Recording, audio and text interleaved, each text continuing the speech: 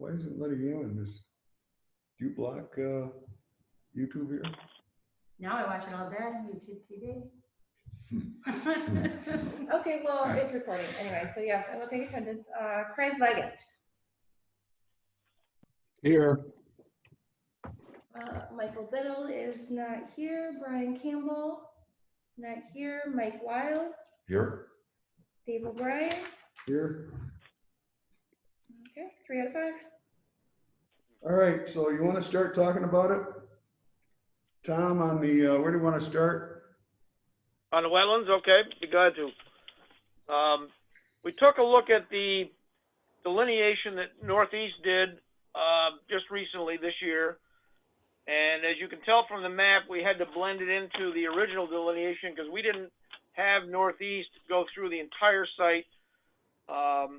We had them just really look at the lots that are undeveloped and the areas that would be of interest to the IDA and to potential purchasers. So we blended the two together, and there's a couple of areas that Bob took a stab at transitioning the two delineation lines, the two mitigation lines. So from that, we've now drawn this sketch that I think, do all of you have in front of you with sort of, it's a PDF with some markups from our office? You have that available to look at? Yeah, I don't know. Well, let me keep going. I'm gonna, what we've suggested. I'm gonna forward that to everyone. Sorry. I'm sorry, what? I'm gonna forward it to everyone. I don't remember if I did or not, but I'll do it anyways. Right now. All right, so let me talk through it, and then when you guys get it, you'll see what's going on. We've given some guidance for the IDA and/or Jack to market some lots because some of the wetlands now are making individual lots less attractive to potential buyers.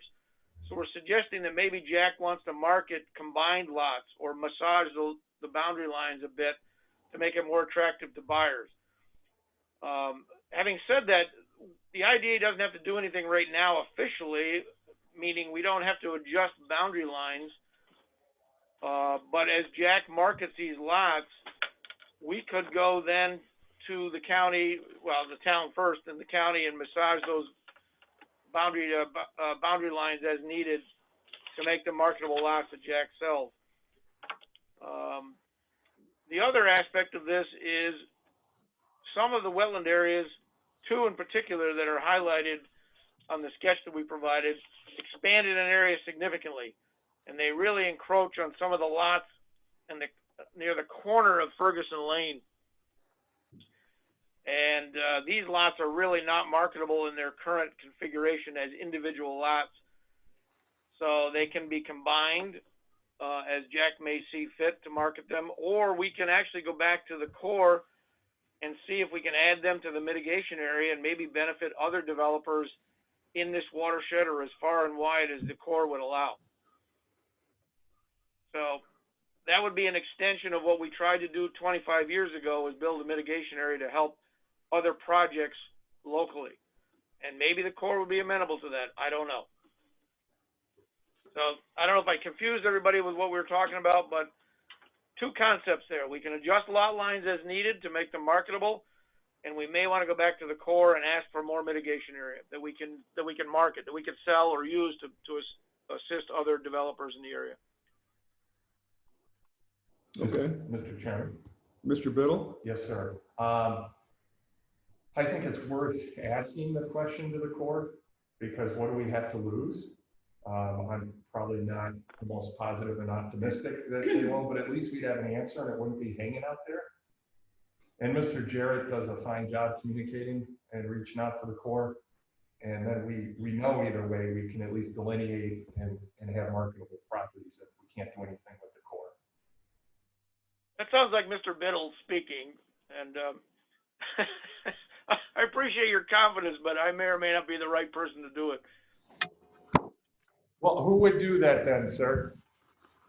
Maybe Northeast, our wetland consultant, in conjunction with us. Okay. Northeast doesn't have the background on this particular project, but they speak wetland language better than I do. So possibly the two together, we should do it that way. So in curiosity, Tom, I knew Deb didn't want to go out and do the delineation. She didn't want to leave the house, but would she be able to work with us to at least prepare the case? Because she's very familiar with that. A very logical question, Dave, and she might be. I can certainly reach out to her and see if she'd be willing to give us some consultation that way. Yeah, we'll see how far she can take it. I mean, I would not like to have to pay Northeast to get up to speed when she's up to speed. I agree. Although we may want Northeast to get up to speed eventually, but you're right. She might be, if she's willing to take the lead in the short term, that makes sense. Okay.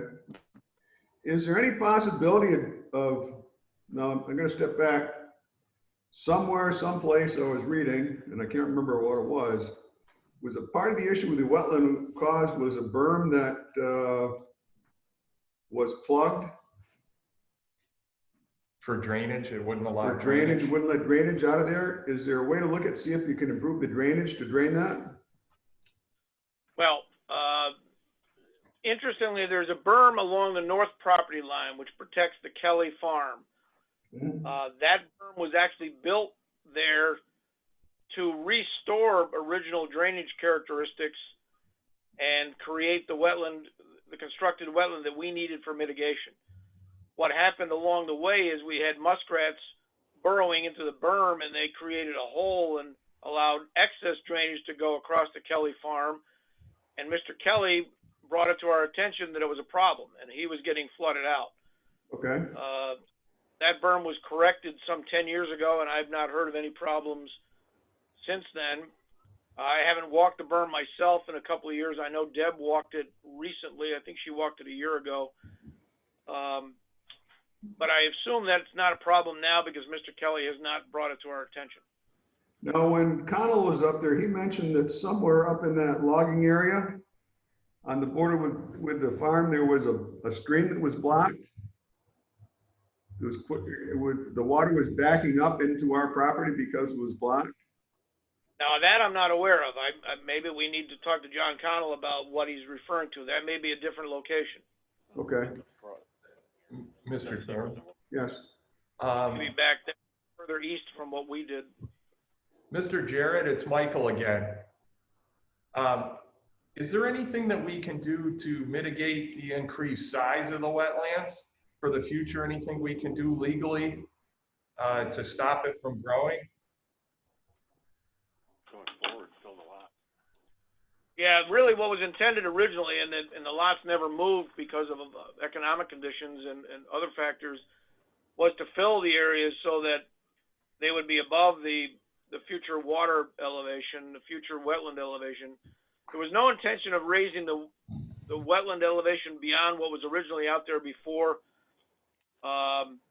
artificial activities dewatered the site. In other words, the mitigation process, the mitigation design that we put in place 20 years ago was really intended to mimic original natural conditions. And the only way to now lower that water level, let me rephrase it. We can't lower the water level artificially now. All we can do is raise the lots. When you say raise the lot, do you mean bring fill in? Yeah, that was the intent, that depending on what the development footprint would be, they would build up as needed. I know where there's 34,000 cubic yards of fill. I'm sorry, I didn't catch that, Dave. I know where there's 34,000 cubic yards of fill. Oh, okay. Which would be free. That's a big fill. That's a large fill. Over the dewatering Well, facility. that may be offered to potential buyers. I mean, Jack could use that as a tool for sales.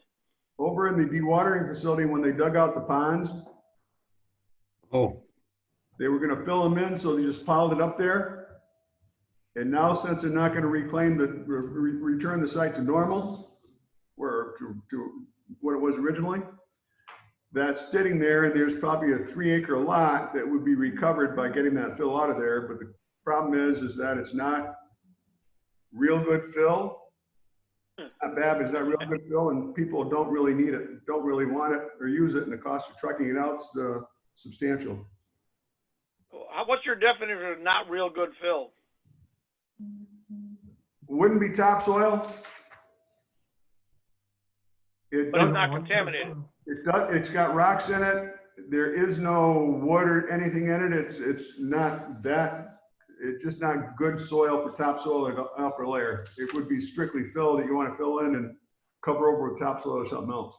Or pavement. Okay, well, that's not a problem here for this subdivision. We don't need topsoil. We don't really want topsoil. We want structural fill, so that may not be a problem.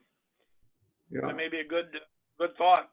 So if in fact you have a project, Tom, that needs fill, I know where there is some, and I'm sure they let you truck it out for free.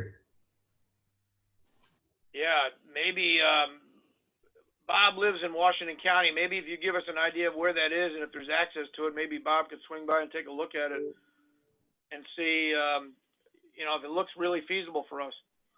Yeah. Well, just go down Lock 8 Way all the way in, and as you go in the main gate into the dewatering facility, it's on the right-hand side. You'll see a huge pile.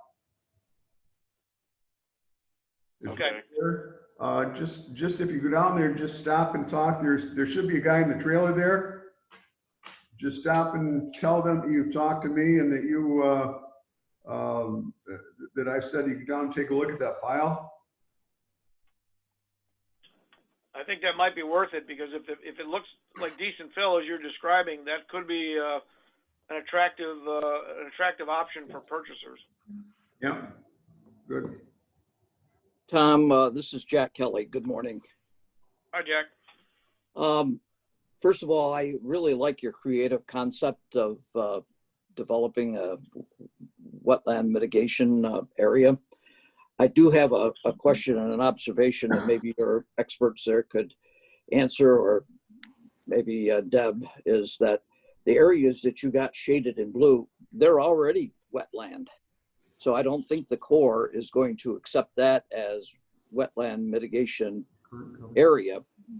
What you might want to think about is we'll take that top center wetland, is that if you go to the left, or I guess that would be to the west, and that area that becomes landlocked, if that somehow could be either converted into wetland or there's a permanent non-developable easement that could go there.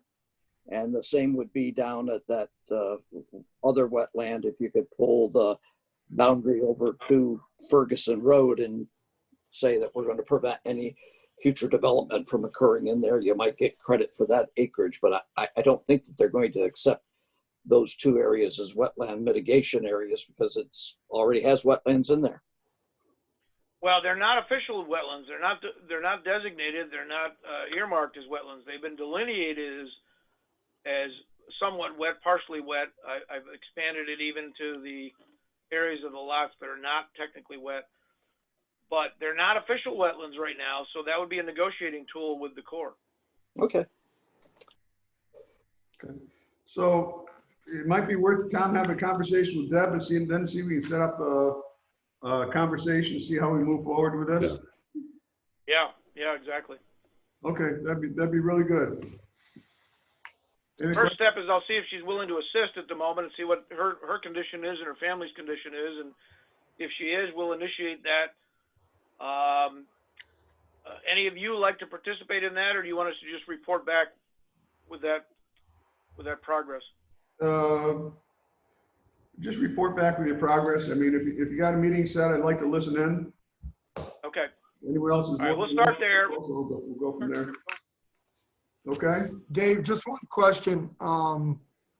When it comes to this mitigation, I like where Mike went with it, and Jack and Mr. Jarrett, those are all good ways of looking at it. If we go the mitigation route, do we lose all the parcels, some of the parcels, or is that all negotiable? Will there be any parcels left, I guess? That's my question. it's negotiable, and the only areas that we'd be talking about converting to mitigation area are the areas in blue. The Corps may have other ideas, but we can find that out when we talk to them. Yeah. Because I think we would do that first before we went further. Go ahead, Greg. Yeah, the map I have in front of me only has gold showing and then various shades of gray. So I don't have a blue on here. And I have hatched and cross hatched on the map. All right, you guys may be missing the blue for some reason. Craig, We identified portions of lot 33 and 34, and Okay, portions yeah. of 30, 29, 26, and 27. you should have the new Yeah. map, Craig. I just forwarded it to you. Okay. Yeah, I think that basically this wetland delineation shows that within the area that we have been earmarking as to where we wanted development to go without extending the road, that there are three lots potentially that could be developed.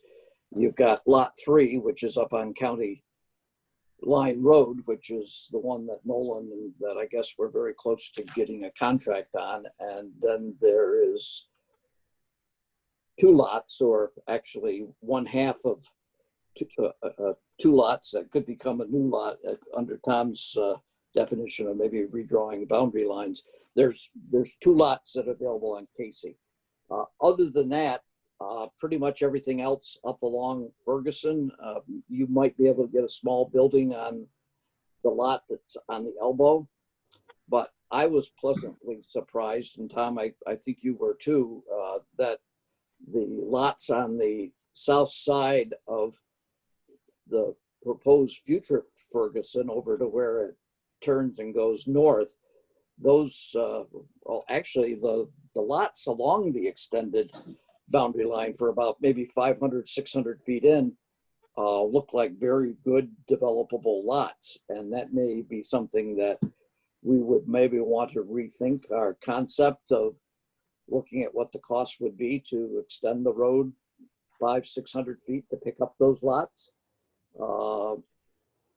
because it turned out to be more developable than what I and others had thought that they were going to be. Jack, let me make sure I'm clear on this. You're talking about going easterly to lot, say, 18, 19 and 20, not going north way up into the lot 22 and 21, not that far.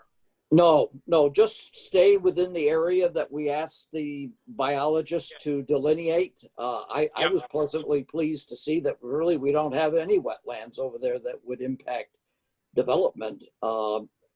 And I mean, we might even think of a concept of putting in maybe not a road up to the current standards that Ferguson says. I mean, keep our cost as low as possible, but that opens up, let's see, 1, 2, 3, 4, probably six or seven more lots that otherwise the lots along Ferguson really aren't developable anymore.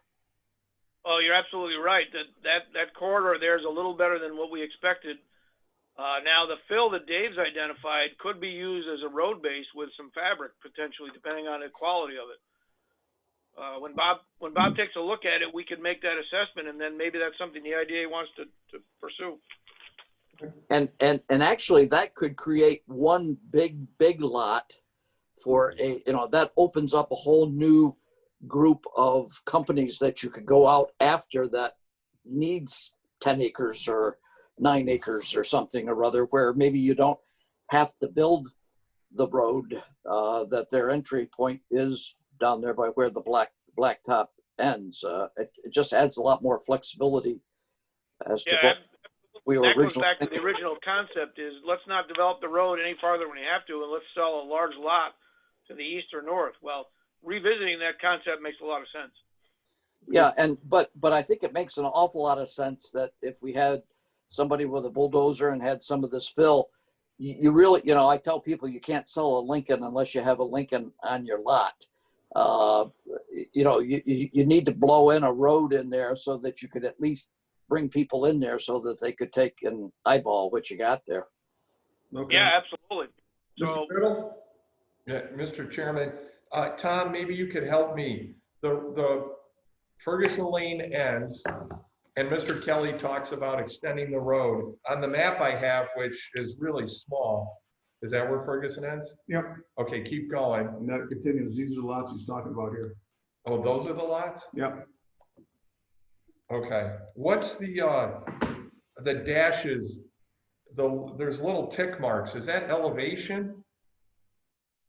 Right. Those are contours. Those are contours. They don't confuse them with anything we're talking about today. Great, thank you. okay. So, got a plan going forward. Yeah, two-pronged attack, I guess. We're going to pursue wetlands through Deb to see what we can do. And Bob will take a look at that road fill and see if it's offering some practical opportunities for us. Okay. And Bob, just to let you know, they're generally there from like 7:30 to about 12, sometimes 2:30, but during the wintertime, the load's a little bit shorter, so they don't keep open all the time. Okay. Okay, because they got some gates to close. That was down on Lock 8 Way, correct? Yeah, Okay. Yeah, I think that the main cost on moving that fill is going to be the trucking costs. So Tom, if that's something that, I mean, we get the fill for free, or the cost of trucking it and who would truck it would be, I think, an item for determining how useful it is. I got a plan. We can probably talk to some of the contractors we know about and get some rough prices to do that. I had a different idea. I was thinking about approaching BOCES and see if they'd like to do loading experience and stuff down there for training for their schools. Just an idea. That works. That works great. They're going to need some guidance at the tail end where they dump, but other than that, it's a great idea. Yeah. Okay.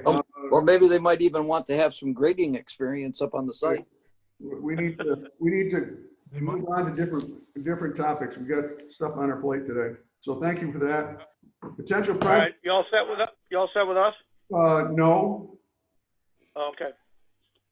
Any news on Tom Robinson or the other potential buyer for the lots over there? Jack? No, we'll get now serious with our discussions with them, since we know where the boundaries are for the wetland, and we're in agreement, I believe, that we could take 2 lots and redesign the boundary lines and things like that. The one that I would be interested in for the group knowing and hearing from our attorney is our discussion, Dave, that we had earlier about our propane person. That project has lingered along here a little longer than what I really would be saying is good. Yeah. Okay. Did you get the contract yet? Viscone was supposed to send it up to you. No, I haven't received Okay. anything. I talked to Rob last night. He said that Viscone had it, the draft ready to go. It should have gone out, so you should be getting it shortly. Okay. But the concern about outside storage is not a concern, because outside storage, if I had bothered to read the covenants before it last night, is that outdoor storage is not prohibited. It just has to be screened from sight. Right.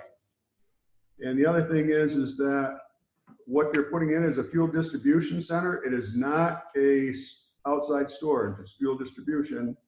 And we do have precedent on that from when we did the Bove and allowed them to do it. But they didn't do it, not because of that. They did it because of the fires at Royalwood Shaving.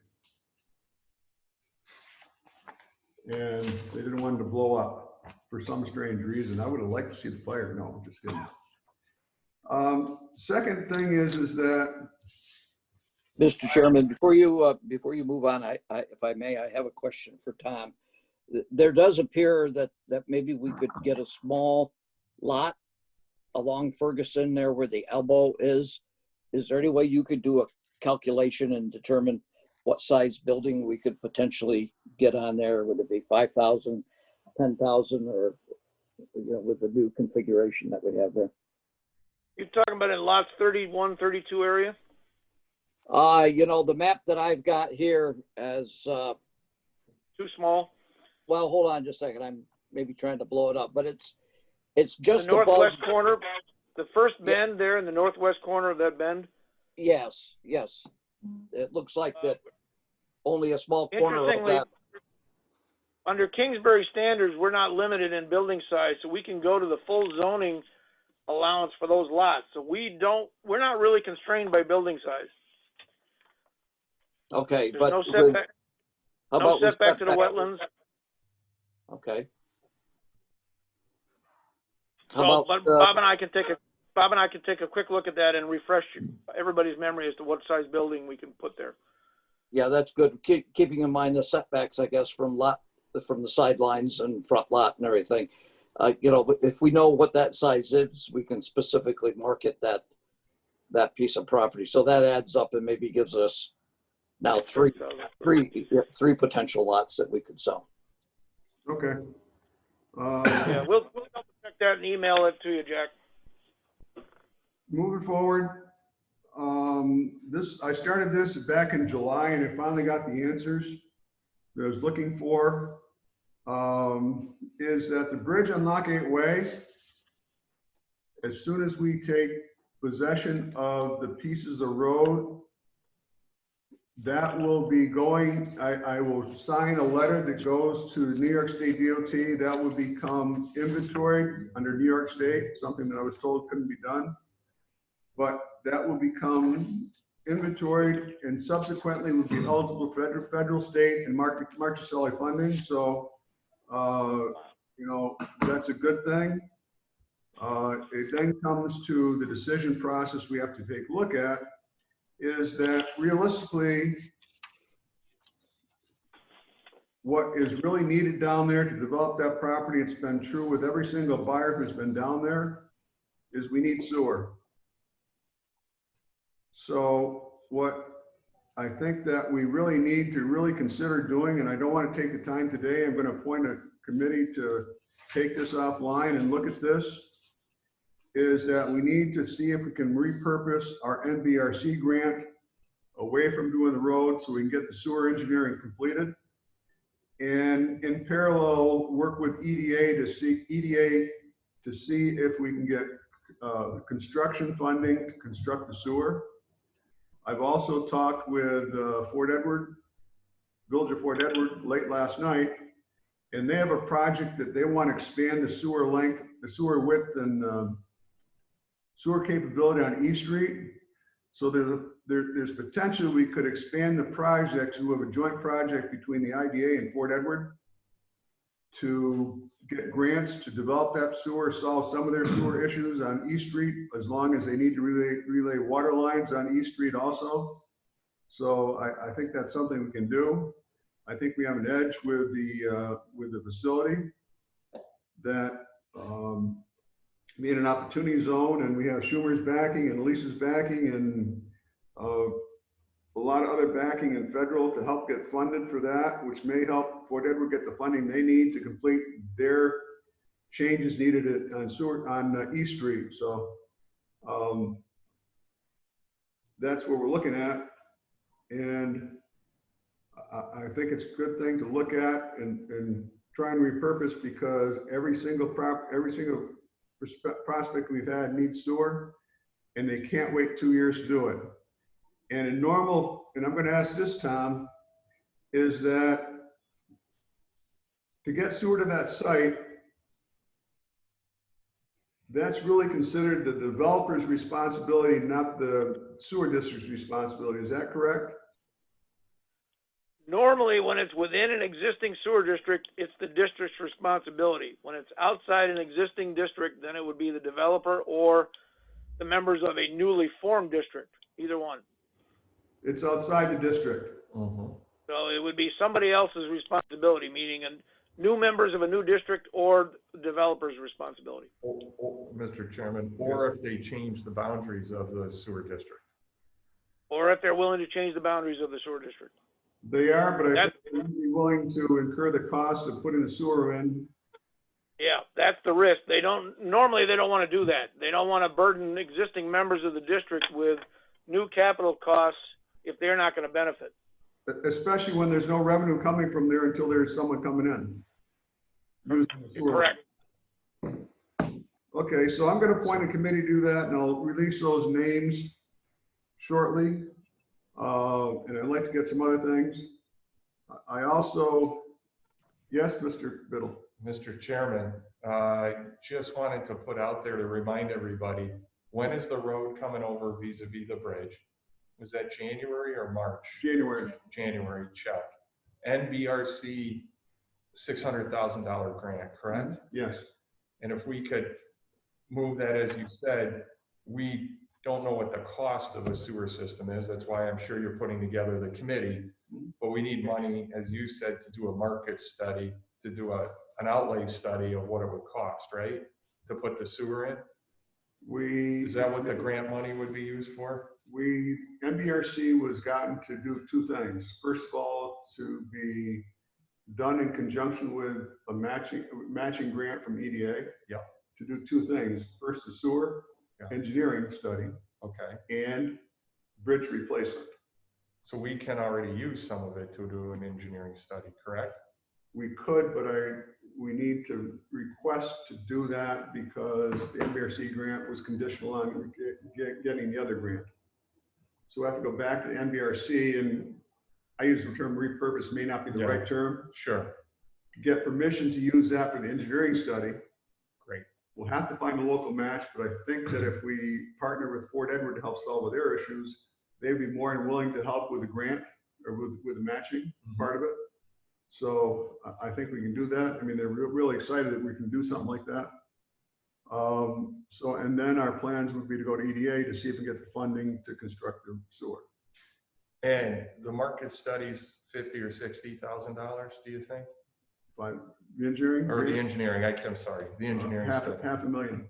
Okay, that's a little more, another zero on the end. Another zero on the end. That's yes, we got. We won't know for sure until we go out to bid. Okay, thank But you. first, we have to make sure we can get with NBRC Mhm. to repurpose that grant. Normally, they don't like to do engineering studies as part of that grant. They like to do construction. Mhm. But I think we have a unique circumstance here that both Mr. Schumer and Ms. Elise and Ms. Gillibrand are for, so perhaps we can repurpose this. They are all very much for it. So we'll guide the way. I will say that I did get the approval for the grant funds for from National Grid, the $90,000. We got the grant. I got the grant award letter. I'll bring it to the board next week to get approval to sign this. I also wanted to mention that for those of you who are unfamiliar how grants work, these are reimbursement grants. So while we could probably cover some of this, we will have to probably ban some of it so that we can get the work done and ban it so it doesn't strap us in cash. But we'll see. But the fees for the bonding are eligible expenses for the grant too. So we won't be out of pocket. We'll be up front. We won't be out of pocket. So more to come on that. I reached out to Glens Falls National to look at some of the stuff we're looking at and doing. I also have some thought process which I'm going to ask this group to look at. The IDA is investing a lot of time, energy, and effort into the dewatering facility. It's a property we do not own. It's a property where, as everyone knows, there's $1 million worth of taxes done and hopefully due. We had expected that to be cleared by WL. We hope to get it cleared by another potential sale taking place. But I think that we should really consider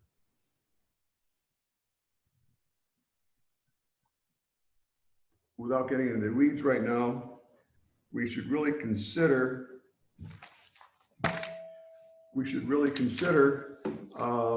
taking ownership of that property, finding a way to pay the taxes off so our handcuffs are taken off, because right now we can't subdivide the property, which closes out other people from purchasing property down there, because we'd have to pay the $1 million. So if someone came in and would want to buy a piece of property for $500,000, we're hamstrung. We can't do it. So I think that part of what I want to look at this committee is to brainstorm this, how we take possession of that, and figure out a way to pay off the taxes, or partnership with another organization to work with that. My sense is I'd rather not partnership. they get handcuffs on some of these things, but we'll work through this. Any questions on that? And everyone's okay with the reimbursable grants? How much is that National Grid grant again? 90,000. Thank you. Partnered with the USDA study to do, USDA grant was $125,000.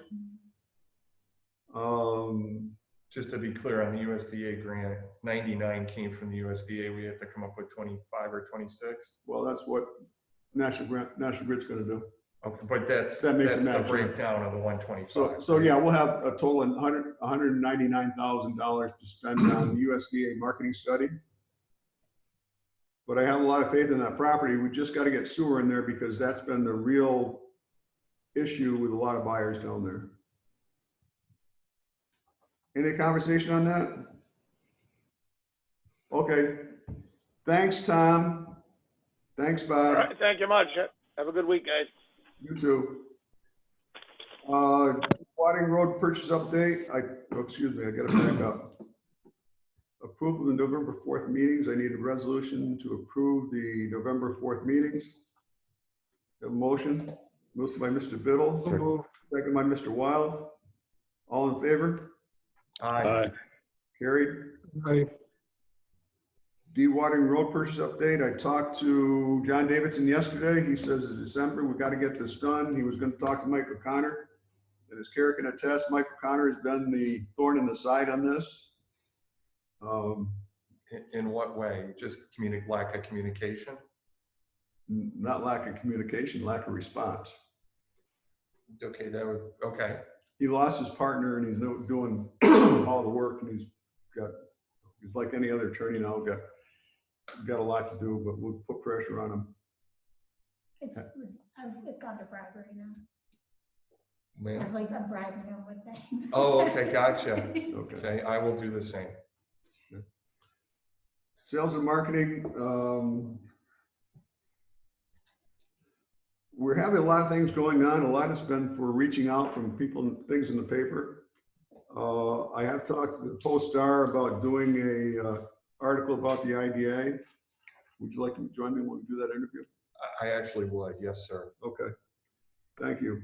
So we'll do that, but you know, if we get all the projects we're looking at, you know, we've got probably $1 million worth of fees coming in during the next year. And that's a far cry from where we were. So we'll go from there. Hopefully go on, but it really shows the need to go out and prospect and get involved with these people. So thank you. Any questions?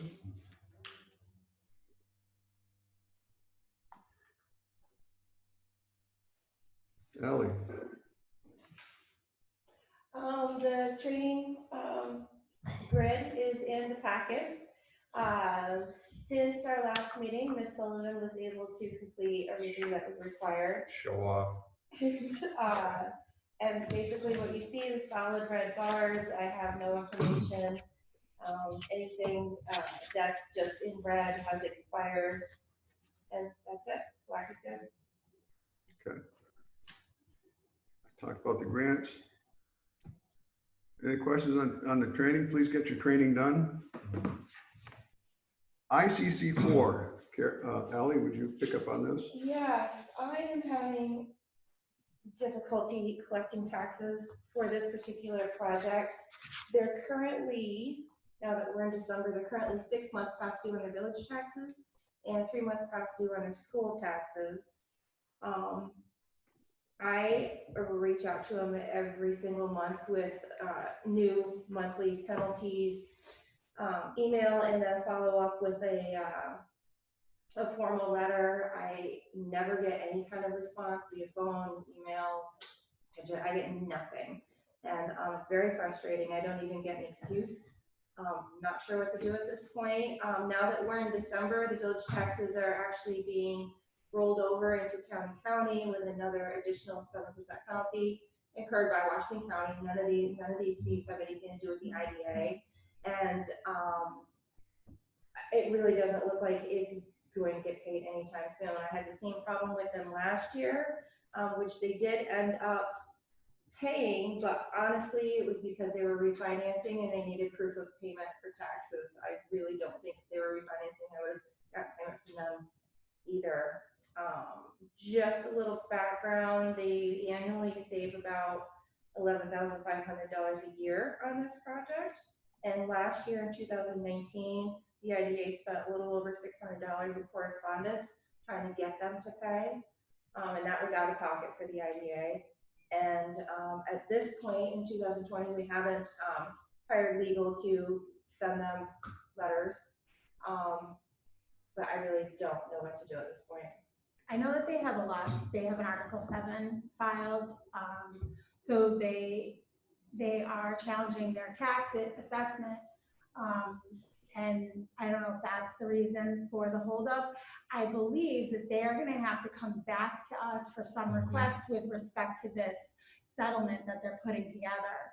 So full disclosure, our office represents the Village of Cambridge. I don't handle the tax cases, but I can talk to Josh in my office and, make this known that, because I talked to him based on the settlement that they're proposing. It sounds as if they're going to have to come back to us to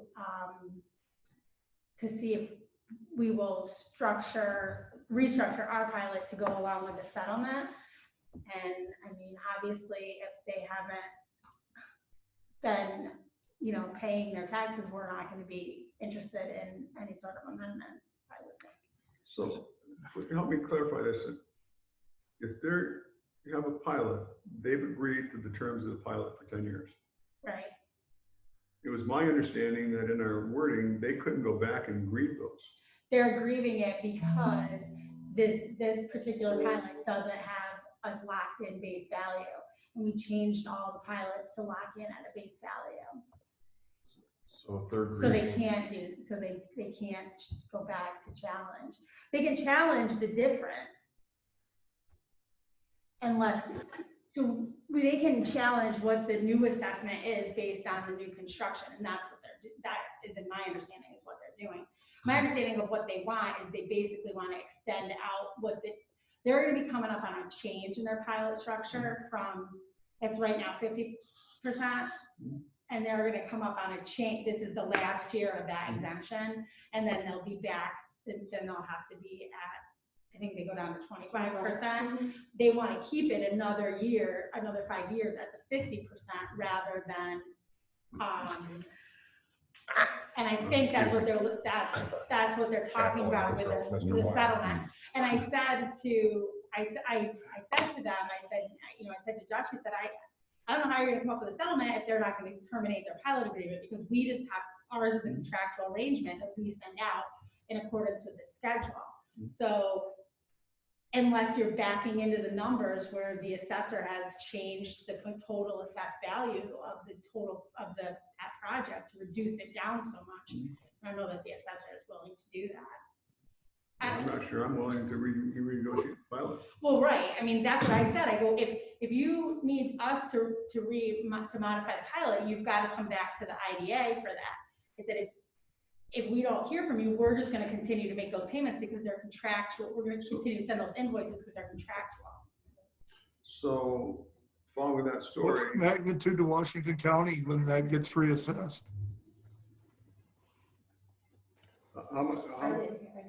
He said, what's the magnitude of Washington County if it gets reassessed? I'm not sure anyone. I mean, on our taxes, not reassessment is in value. Currently, they are past due $27,293 total. I don't know what the status of the litigation is. I know it was obviously delayed when the court shut down. They did have a hearing, I think within the last couple of months, but it was just kind of to get everybody back on track to start. I don't know if an appraisal has been done as could be required in an Article 7 setting. I don't know what the school's position is. They're the entity that's most affected by the lawsuit. So, Mike, go ahead. Yeah, there was an entity last year we talked about not paying their taxes on time. And I thought we discussed something about having an escrow, to require an escrow. We did that with North Country Vets. If they have, we did that with them to approve their financing, their refinance. Okay. So that's taken care of though, right? Yes. From, Yep. what kind of leverage do we have with these guys, since they're habitual? I mean, right now, paying you their can, taxes? if they don't pay, I mean, you can terminate them from the IDA program altogether, and then they're subject to the recapture provisions of, they would be, any benefits, wherever they fall on that spectrum, they'd be subject to those. I mean, I think they're not paying, not because they don't have the resources. In my opinion, they're probably not paying because they've got this pending litigation, So, which is generally what people do when they are filed in Article 7, they don't pay their taxes. so we can't make the decision here, but I'd like to put on the full board meeting. But if they haven't paid by then, I would like to initiate recapture. Termination recapture. Mr. Chairman, could we have somebody, Miss Ally's done such a great job as she always does every month, reaching out. It's been 6 months. Is there somebody else that could reach out before the next board meeting to reaffirm the severity of this? I mean, I think we can send the same letter that, we can say this will be on the agenda at, Look, on the December 21st he meeting. was already told that for the November re-invoice. I did let him know, this is the actual correspondence that he received. This ongoing issue of your tardiness in paying these taxes will be discussed at the next board meeting to review actions of recapture. He's aware that this So is have we being physically spoken with discussed, them? That's my And question. I have not heard a word from him. But we have no one is physically. Is this in the town of White Creek or the town of Cambridge? Town of White Creek. Yeah, kind of like. Cambridge. I would suggest we talk to Mr. Griffith and he could talk to him directly because he's a very brilliant individual and I think he could deliver the message. Okay, I'll talk to Jimmy, but I also like to get a recommendation on this committee that when this goes to the full board, that we recommend that the board initiate termination recapture.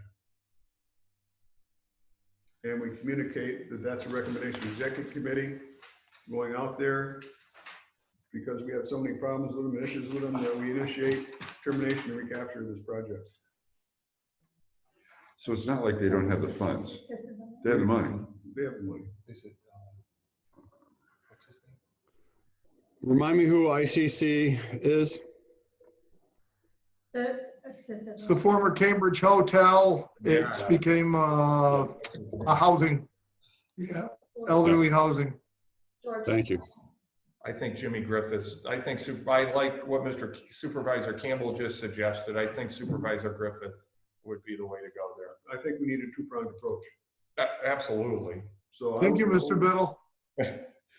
I will get a hold of Jimmy and talk to Jimmy, but I'd like a motion to refer this to the full board to initiate, because of non-payment, we initiate termination and recapture of the entire project pilot benefits. Mr. Chairman, just before that. I'd move to go there, Dave, but I would also go at a qualified pace so that we don't cut off our nose to spite our face here along the way. Well, he doesn't listen to threats, so if he has a promise that we're doing something, They're in violation, I mean, they're in default. they're in default. They're in default. Could we, and I will second it to pursue discussion. May I second it, sir, and You may. then pursue discussion?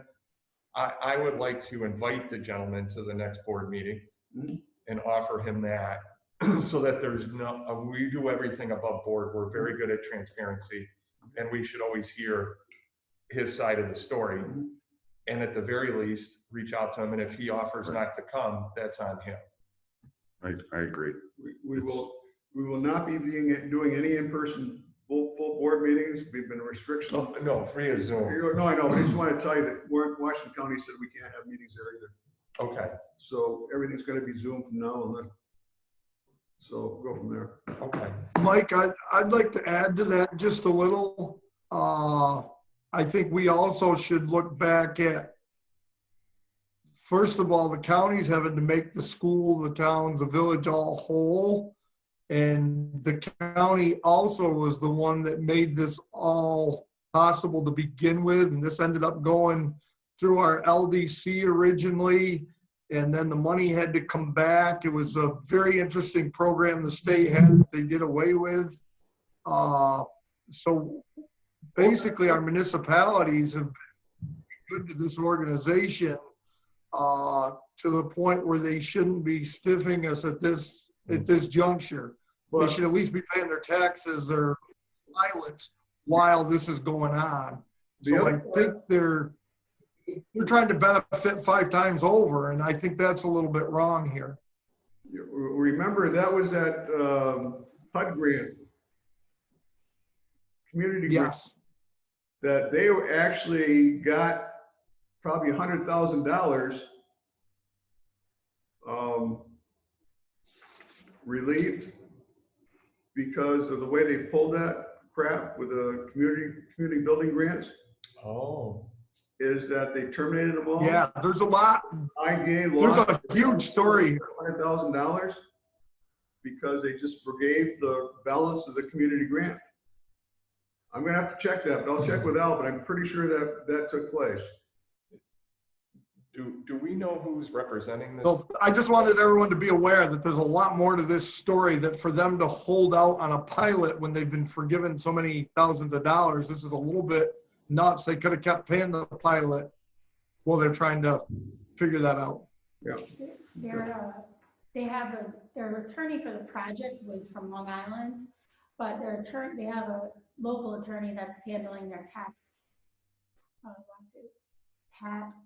Okay. Something. So it's not I Boyard. think his name is Pat Seeley, not the agent. Obviously. Gotcha. Right. He's out of Albany. So is that another touch point for us? That's why I asked who's representing attorney. Maybe. I mean, I can talk to Josh Lindy at my office, he's handling for the village, and say this was raised at the meeting. And So I'm just saying that I'd like you to draft a letter to them, said, and that way copy attorneys too, that the executive door discusses this continual lack of keeping up on his taxes in violation.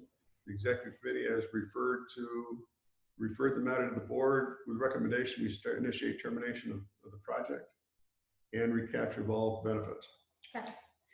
Can you just send me like the address that you, for the letter, so I can do the same? Mr. And that we can copy the attorneys too. Yeah. Mr. Chairman, we have a motion on the floor. All in favor? Wait just a second. So, Aye. I will support this. But to continue the discussion, I'd like to understand the consequences of us going forward with this. So what are our costs?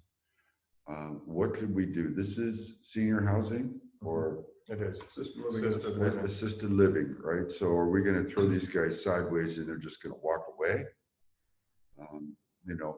Let's make sure we take. That's the concern. Yeah, let's dig into all the different permutations of this before we go too far. But I agree that we need to put some pressure on these people to make something happen. We're involved in no financing in this project. We're just involved in the tax No, credits, I understand. sales tax and everything else. So, I understand the concern, but if this gentleman's not cooperating, this is on him, not us. I totally agree. Right. So maybe there's financing on this project still. Does anyone? Oh, know? I assume so. It was very expensive. I can't imagine they would have paid that off. So maybe that's another thing we can do with the. The lenders aren't really interested in setting up an escrow for business entities like they are for residential homeowners. So it's a little bit difficult to try to convince a lender to do that. They don't generally care as much as they do in the residential setting. So we did have to kind of basically really push the other lender to do this. It was something we can ask, but when you're dealing with these huge banks and it's not structured like a residential mortgage, they aren't really interested in setting up. It's an expense for them. They don't really care, to be honest. So big lenders. Can we require this though, as a point to not terminate? I mean, because this is a little bit We ridiculous. won't be in the business of administrating an escrow account either. I mean, it's gonna be the same headache on your end, because if they're not. No, can we require it though through their lender? I mean, we can ask that, but I think we can ask. So, I guess we don't know who the Well, maybe there's another lever we can use. So- It sounds a little complicated. yeah, so the issue is that we can't require a lender to do escrow. We can't do it. The only one that can do initiate it is ICC4 to initiate the request to do an escrow. I don't know if they would I don't know if they would or not. I mean, the basic thing is the lack of cooperation. I mean, this is consistently not getting back to you. When you tell him a number, he sends a wrong number, they have to go back. Isn't that correct? Isn't it? No, didn't ICC4 pay it, but then they paid it late? Oh, last year? And we had to go back to them, beg They for the missed money it. to get the penalties, They and that missed caused some another issue? Penalties, yeah, so then we had to wait for additional money, yeah. So what do it cost us I right mean, now you to could deal do- with this? You could do recapture in a variety of ways. Your policy has a lot of flexibility. You have to go through the process. You have to give them an opportunity to come and speak, and I assume that trigger would, in most cases, would trigger the payment. And then you'd be deciding, okay, well, they're in compliance. Are we gonna move forward with this or not? But if not, then you could do something as minimal as, we're just gonna remove you from the project. You're not gonna receive any further benefits. They're asking for the same lock-in from the municipalities under this lawsuit, so I'm not sure if they're gonna get it there. Or you could go back and try to capture whatever percentage of benefits they'd already received. I'm not sure what percentage they'd be at, because they're 5 years in. So if you have a sliding scale, it's like 100%, and so forth. You could say, we're not gonna go after any of your benefits, but we're not gonna deal with you anymore as part of our program. We're gonna terminate the lease agreements and move on from you. Or you could go after the amount that is subject to recapture. So it'd be any mortgage tax exemptions and pilot benefits that they've received to date based on that percentage. So technically, this property is tax exempt. No, On the rolls, it's tax exempt. All our properties are tax exempt on the rolls. right. Oh, okay, yeah. Okay, I see what you mean. because, Yeah. while they have an assessment, yes, they're still tax exempt on the rolls. Right. So contractually, they owe us the money they're supposed to pay it. Right. Okay.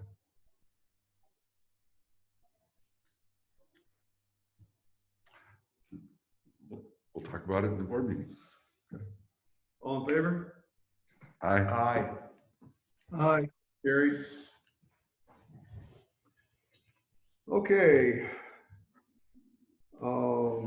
Executive park meeting, Ally put the executive park meeting out. And the civic development meeting out, so those will be the meetings for 2021.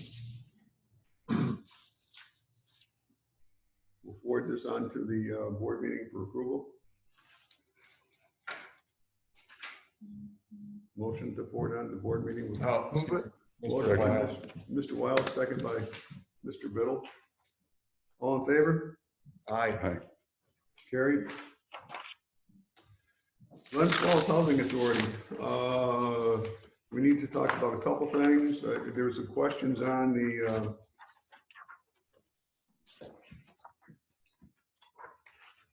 why did I do this?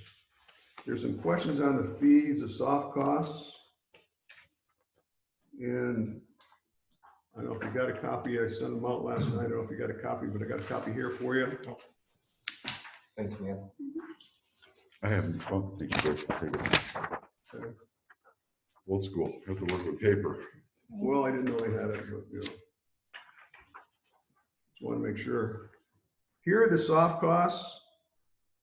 The acquisition costs, as I'm looking at this, was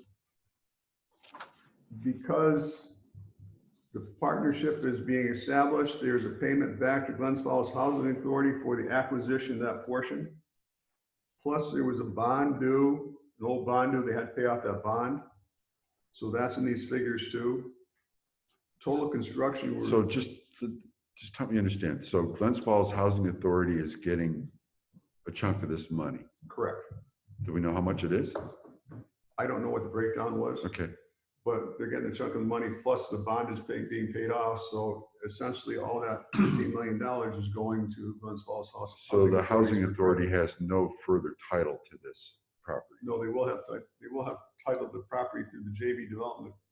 Through the joint venture. through Yeah, the joint venture, but it's 0.01% or something like that, right? Is that what they're, That's kind of what they indicated. So the applicant here is, in this, for this project, is this JV or right? redevelopment. I don't have the name right now. But yeah, that's the applicant. So they'll be the owner of the premises. All the properties are currently owned by Glens Falls Housing Authority. Right. That are in question. So, So I want to get back to that question because there was something else in here where Glens Falls Housing Authority and JV partner are in 50% ownership. And we're just looking through the notes from the meeting. Oh, Mr. Friedland stated he'll have 50% as a managing general partner in the development and will be joint partners with Glens Falls Housing Authority. those are managing partners, so they don't have the assets. All they do is say what happens on a day-to-day basis, if I'm not mistaken. The bank owns the assets then. Okay. Right, so, you know, whenever a big bank from out of town gets involved with something, I know that there's some big finance happening here. And there's a lot of money that's going to be made to make this happen. So I just question, what's the take that the private sector is getting out of this to compel them to do this? And is there a better way for us to maybe go to Glens Falls National Bank and say, hey, you're a community bank. Maybe there's a way to make this happen and you don't, you know, we can save $6 million. I don't think Glens $8 Falls million. National would ever finance this amount of money. They won't finance. I'm just thinking out loud, right? Because here's the problem, Mike. By turning this down, we have no control over telling them what to do and where to go. They will have to go back and refinance this. It's going to cost them millions of dollars to go back and refinance this. So go back to the structure. So Dave, it's like what happens at the county from time to time. We get this thing that has to be decided right away because if we don't do it, then the sky is going to fall. And who's doing their due diligence on So the this? reason for here we go. The reason for that is because they're exempt from mortgage tax. They're already exempt from real property tax. Right. Tax and Finance typically issues them their tax exemption documents for the sales tax piece of it. For whatever reason, Tax and Finance has gotten some, whether I've heard budgetary issues, I've heard lack of personnel. There's a variety of reasons. I don't know which one is true, but Tax and Finance has not approved them yet, has not said, okay, here's your exemption. This is happening to several other housing authority projects in the state. I recall. Have we checked with Betty and Dan in terms of what we can do to make this happen quicker, or if it's going to happen, or if it's not going to happen? Has anybody reached out to Betty or Dan? I have not. I think this came from I think this is coming from the governor's office as far as the state's concerned. And it's not that I don't want to help. I'm just trying to understand, you know, is this typical of what's going on now across the state? I think right now I think just like the gentleman that came to your meeting last month, and they asked for some grants because the governor's office told them we give grants. Well, he enacted special legislation for us to put together a grant program with any funds we had. We've already talked about bonding for other projects we have, so we don't necessarily have funds to create this program. Right. I think there's a lot of try to go get it from somebody else because the state is obviously going to have some serious budget issues. in the coming years. So I think that that's what's happening. This project would be sales tax exempt if tax and finance issued them. No, I understand all of that. So let's get back to who's doing the due diligence on the numbers here and whether we're doing something that's typical for other instances across the state with all these fees, because I see $30 million in soft cost. And I see, you know, I get the reserves, I guess the bonds and insurance, okay, I get that. Financing $6 million. So this is probably some legal, maybe not, or is it just the closing costs? Legal, engineering, you know. No, there's other architectural engineering, right? So there's Financing $6 million in financing and issuance. So is that closing costs of this bank in Texas is getting $6 million right off the front to make this happen? I just look at these numbers and I don't know, but whenever something comes to me in the last second, that kind of piques my interest. So I dig into a little bit more. And again, I'll be satisfied if somebody came to me and said, you know, this is happening all across the state. These guys are doing these developments all over the country. This is the kind of terms that are working out. We've checked it. We've done our due diligence. We're all set. They did mention in the meeting that these are the vehicles that most housing authorities are doing today to take care of that, because they're getting the public-private partnerships. I get it. And I know just going from Glenfell's housing, Glenfell's housing is public housing. They're going from public housing to Section 8, which is a different program. Exactly. And that is owned by private individuals. I think the bonding in March, that went through in March, there was a couple of projects that went through, and tax and finance came through at the final moment with their exemptions. This round of bonding, which comes through in December, it's all set, you know, it's all pre-set up. This is a ton of projects that are all going through the financing, through the bonding projects. So it's a huge offering that, you know, because they bundle them all together and they put it out as a larger project. So the buyers of the bonds would be more lucrative. So I believe that in this round in December, there's also Amsterdam has projects. I don't know how many locations, and the city of Albany, I think, is also in this round, and they're all facing the same situation. But this group of people that we're working with that have applied to us are not the same people that are involved in those projects. But I think the total financing issuance also includes the interest on the $69 million over the life of the bonds. So they're paying them off the interest I don't know that. they're paying them right off the get-go?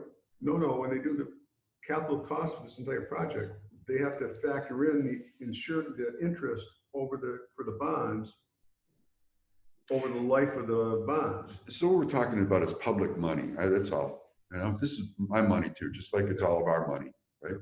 So I get it. It's going from, you know, to Section 8, but is it a good deal? So this is what I hear Supervisor Wild saying. Two concerns.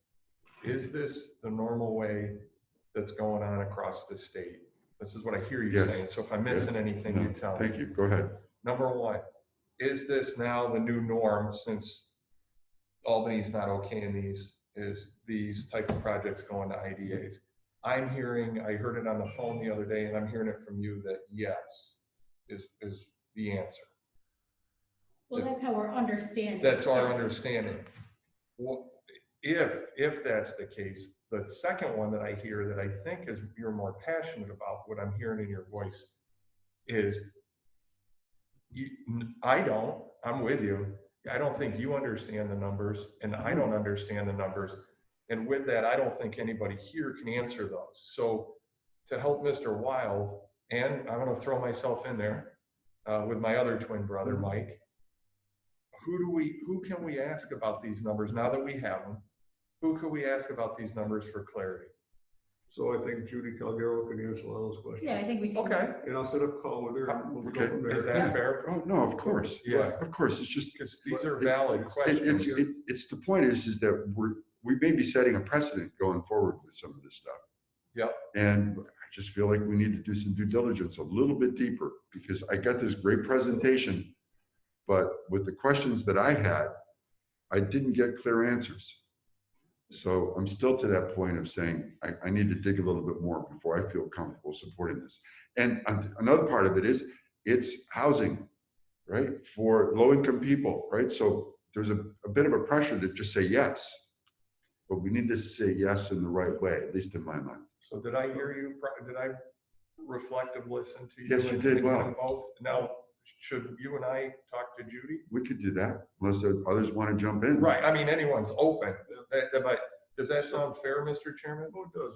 And as far as who's done the due diligence on it, the city's done the due diligence, housing authority's done due diligence, federal government has done due diligence, because all this has to be approved before it can move forward on the 14th for the bond financing, all the construction. Absolutely. So the nice thing is, if they've done their due diligence, then they've received information, we haven't. So then that should be easily transparent to us. And Judy is super. And I know she, above anybody. Yeah, I spoke to her yesterday and she Yeah. said if we needed anything at all. Is that fair? Yeah, no, it's absolutely fair, right? It's just, So it's a lot of This is money. gonna be decided at the next meeting. yes, Yeah, it has to be decided at the board meeting. I thought Based that- on our And she- timeline. So I would say, Okay. have the initial meeting with her, but could she have a synopsis for us at the meeting? Could she be live on Zoom? I'm sure she'd be more than pleased to. Yeah, she said she would. Yeah, she said, let me know if she wanted us to send. You did 'Cause ask, I think that might be an important part for all of us. you did ask what was in it for the private developer? Yeah. That's that bottom number right there, total development fee. Well, yeah, is that the construction guy? And it's not the That's bank. the So the owner. construction guy gets 8 million and the bank No, gets that's- 6 million up front. That's not the construction, that's the owner.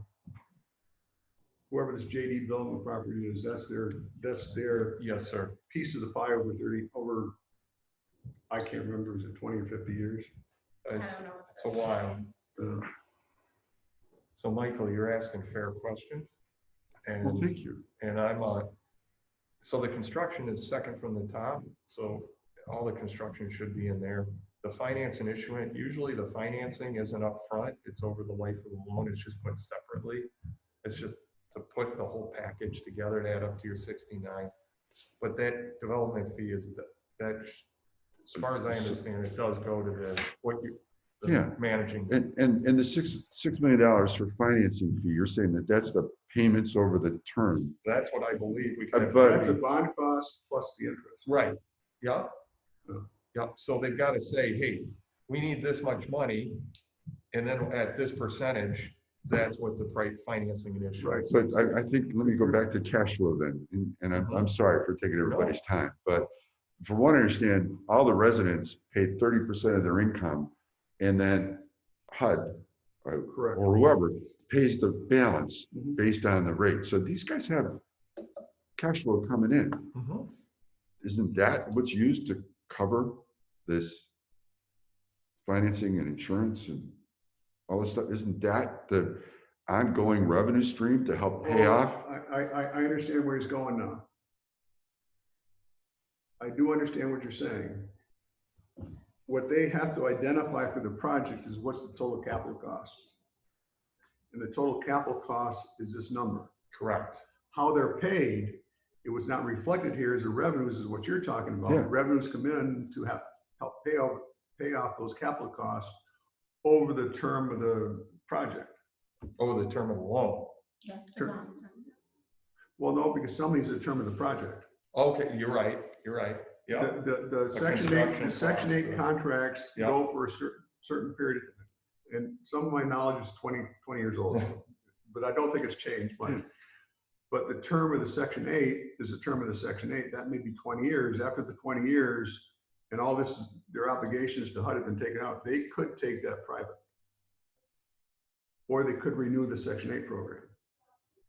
Where I think that's where they're doing. So there's a couple things. Don't confuse what the capital cost is and how the capital costs are reimbursed. And that may very well be true in terms of what is causing my confusion, but it's just like what's going on with the power that's coming through down to downstate, right? You look at the financing behind that and the big money behind it, and they expect to get a return in 2 years or 3 years.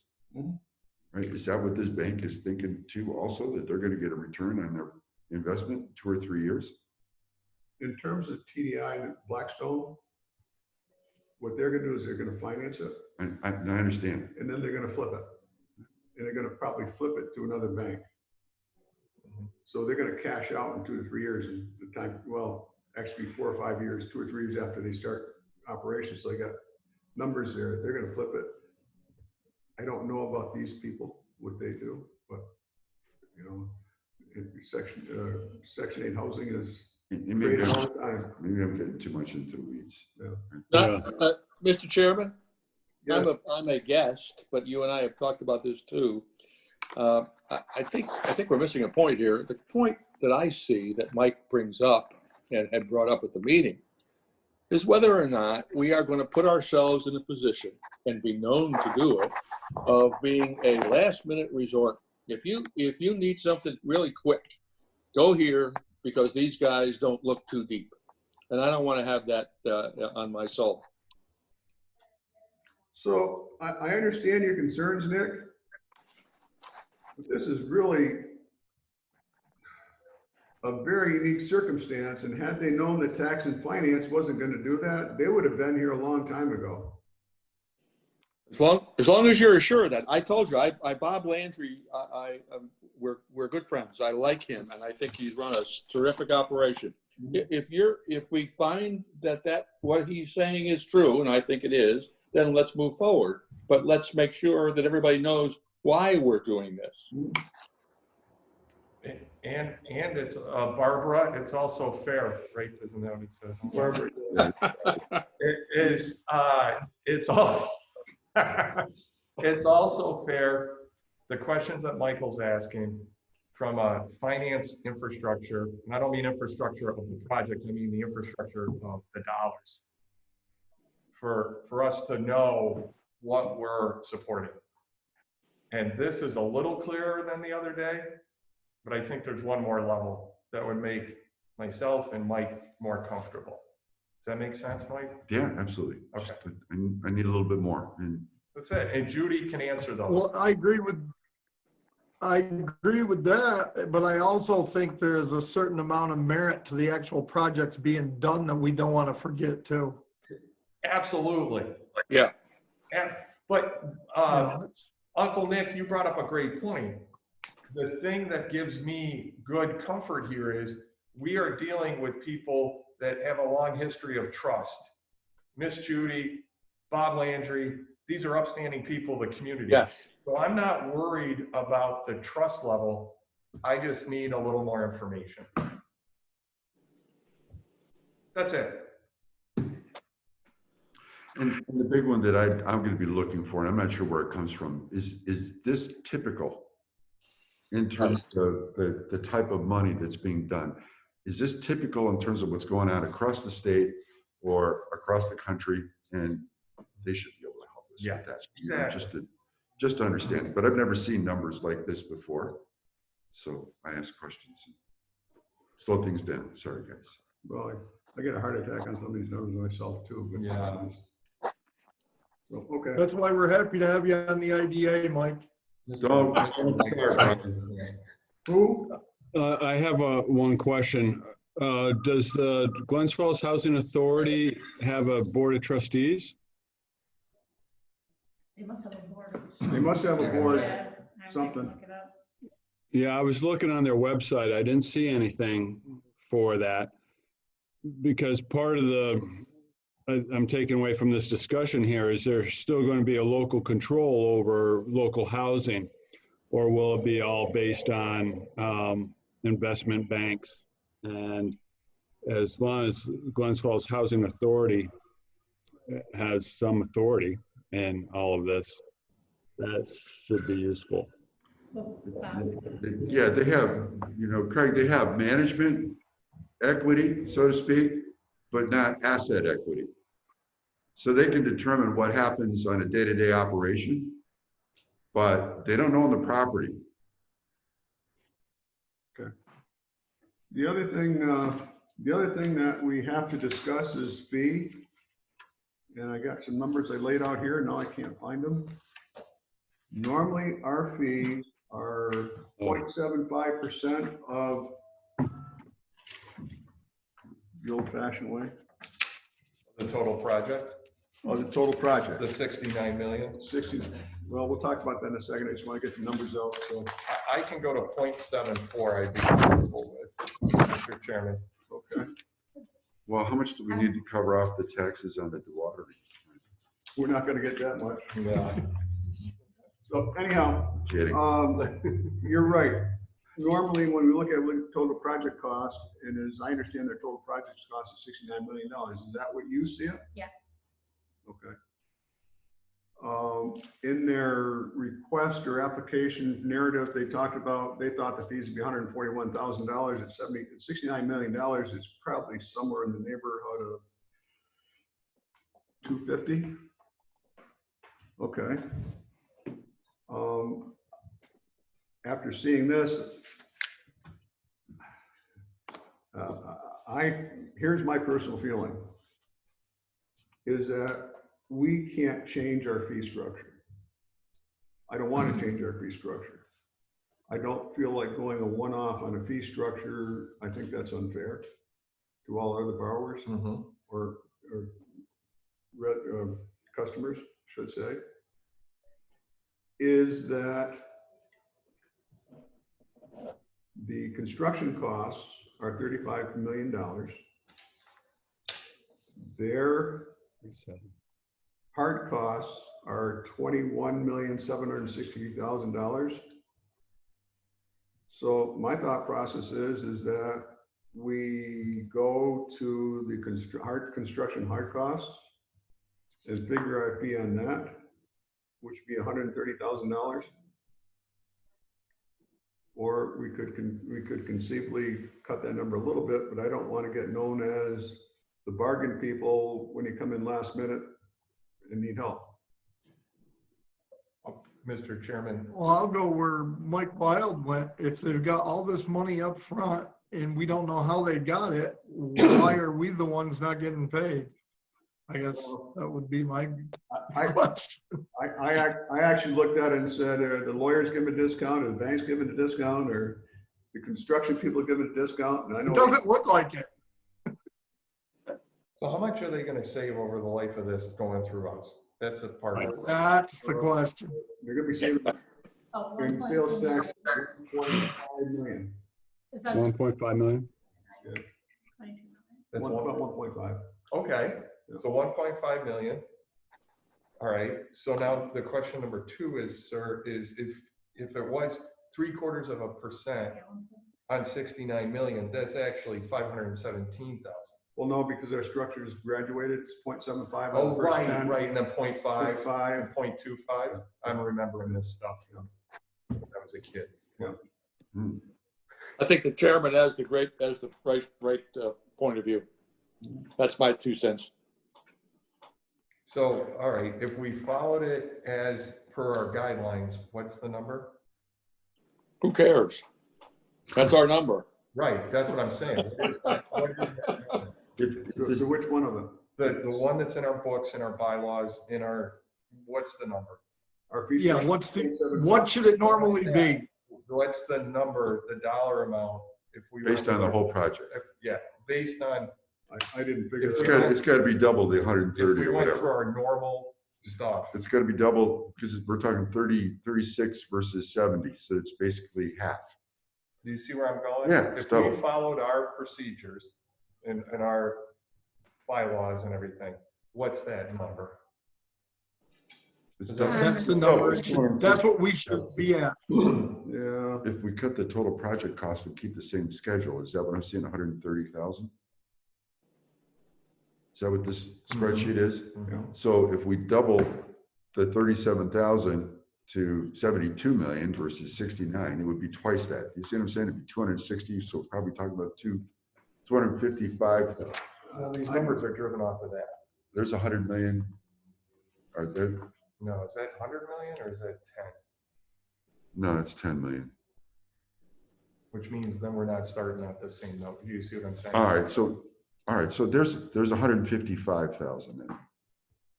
If, I think that's what it is. Is that what the spreadsheet is telling me, Dave? The bottom right corner? That's the simulation of all the costs?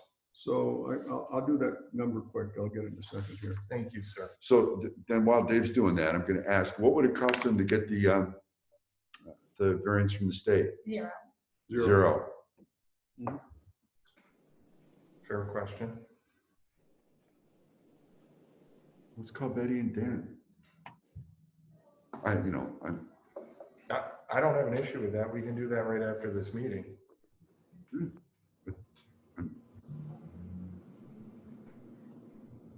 I'm not up for the money grab to try to help these people. I'd like to find a way to help them. Mhm.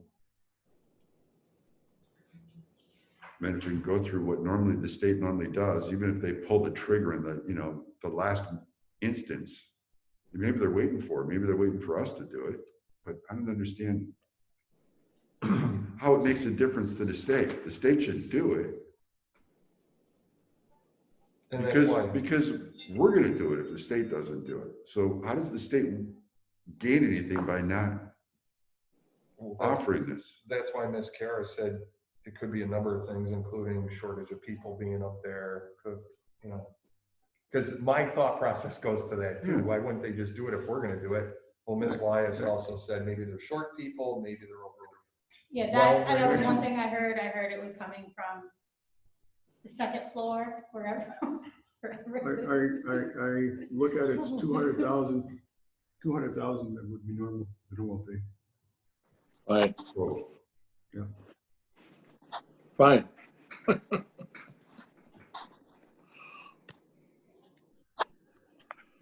So 200,000 would be the normal fee on our schedule. Did I hear that right?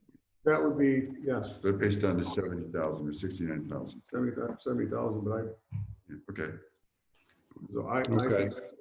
I think figuring on the hard costs would be fair to them, given our limited involvement. Which that would be the 130. 130.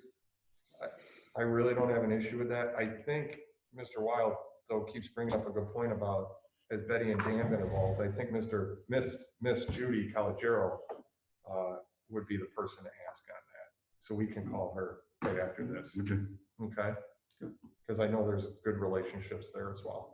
I would think they would have tried every way possible to get that. But again, I think I wrote Mr. Wild in the other day meeting, I said, don't use the assume word, please. So we agreed to do that, but are we agreed with the fee at 130,441? And our reasoning again on that is? Our reasoning is we're only doing the sales tax part of it. We're not doing any of the other parts of it. Is there tax on professional services? The architecture of 1.3 million, 1.4 million? Typically not. My guess. I didn't hear this question. Is there a fee on professional services, sales tax on professional services? No. No. Miss Kara says no. So Mr. Chairman, There's title transfer, right? There's some sales tax on title insurance search work, but I don't think that that's gonna be of any significance. No mortgage, so this is just a, We don't. There's Fine. mortgages going on record, but they're already mortgage tax exempt. oh, okay. So we're not doing the pilots done with the towns. Okay. Yes. Well, last year, when I first started, we were doing like a Sandyville vision project, and that was just sales tax exemption only, right? Did they get a discount on the? No, that he ended up going through us for mortgage tax exemption as well. Mhm. So we Has there did, been any projects from the IDA that have just done sales tax exemption? Price Chopper did theirs, so Price Chopper in Warrensburg was done as sales tax only. Their project, when they submitted their total project cost, because they were just purchasing the stuff, their total project was only that amount that was subject to the sales tax. So they were billed based on the total amount that was subject to the sales tax exemption, because their application didn't include any of the construction and all the other stuff. I mean, they didn't even have soft costs because they have in-house counsel. So that's how theirs was. So theirs was, if you look at it, one way it was based on just the sales tax portion, but also that was the way their application was submitted because they separated from the developer in that case. Okay. Okay, so this isn't particularly unheard of or. No, In some exemption. IDAs have a different structure for sales tax only projects. They have a different structure that is, the fee is subject to, is calculated on just the portion of the sales tax. Okay. So, I mean, this IDA does not have that, but there are some that do. My heart tells me that it's assisted living we needs low-income housing. Let's just take a pass on this one. It's just a couple of us sitting around a table and on Zoom, right, that are not getting paid for any of this. That's my heart speaking. Sorry, gentlemen and ladies. I agree with you, Mike. My question is, will the IDA be around for the next one if we don't take in fees at some point? That's the next question. No, it's our chairman and the finance guys and budget guys have to figure out how to make that work, right? Mr. Well, Chairman, you can't make it work if you don't take money in. So that's why I don't know how we would go quite that route. I guess that's where my question would be. Mr. Chairman, I'd like to put a motion on the floor to accept the $130,441 with the sales tax on the construction part. Okay. Do I have a second?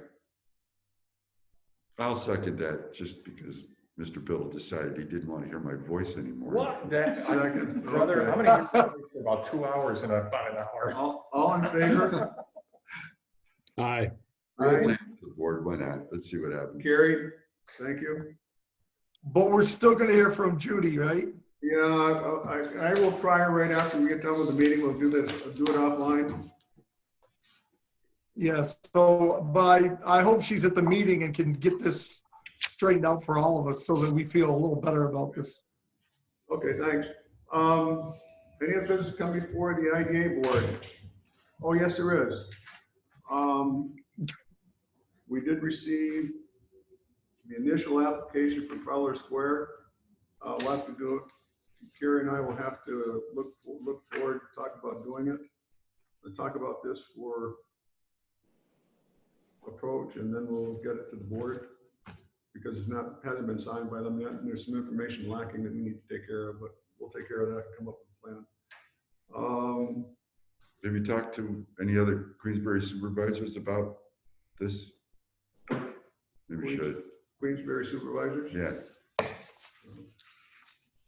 We have our, Differences? well, we have our processes to get them in place. Okay. Right. Yes. My comment Is there a concern there, Mike? Yes. And what is that concern? Right? we have some thoughts on that anyways, but go from there. Hey, Okay.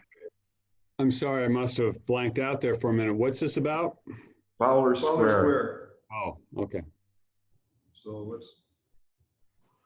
okay, moving on.